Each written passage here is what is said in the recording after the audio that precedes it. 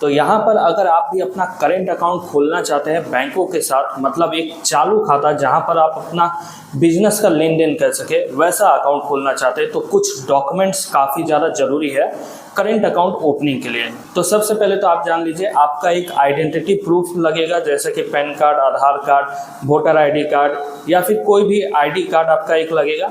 एक address proof लगेगा, जैसे कि आधार कार्ड, वोटर आईडी कार्ड या फिर ड्राइविंग लाइसेंस या ऐसे अदर डॉक्यूमेंट्स। फिर इसके बाद आपको अपने बिजनेस का प्रूफ देना पड़ेगा। अब बिजनेस प्रूफ में कई लोग गलती करते हैं कि शुरुआत में ही जीएसटी रजिस्ट्रेशन सर्टिफिकेट बनवा लेते हैं, तो ऐसी भूल मत करिएगा।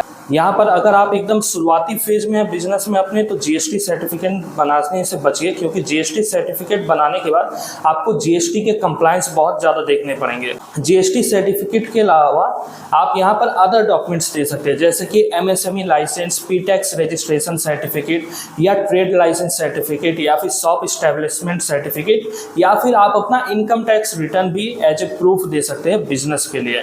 तो ये सारे डॉक्यूमेंट्स आपका करेंट अकाउंट ओपनिंग के लिए लगेगा। अब जैसे ज़्यादा डिटेल्स के लिए आप अपने बैंक ब्रांच में विजिट करके अच्छे से समझ भी सकते हैं करेंट अकाउंट के लिए डॉक्यूमेंट्स क्या क्या लगेंगे। और अंत में एक बात आपको हमेशा ध्यान में रखना है, करेंट अकाउंट में जो भी आप ट्रांजेक्शन करिएगा वो बिजनेस की तरह ट्रीट किया जाएगा।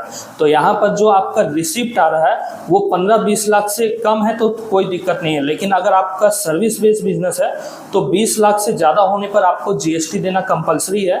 और अगर 40 लाख से ज़्यादा होता है गुड्स सर्विसेज में, मतलब सामान बेचने वाले बिजनेस में, तो आपका 40 लाख से ज़्यादा होने से जीएसटी रजिस्ट्रेशन कंपलसरी है। इसके अलावा अगर आप कुछ नोटिफाइड स्टेट से काम कर रहे हैं तो इस केस में 10 लाख और 20 लाख का भी लिमिट है। इसलिए आप किसी एक्सपर्ट्स की हेल्प जरूर लें अपने टैक्सेशन के लिए।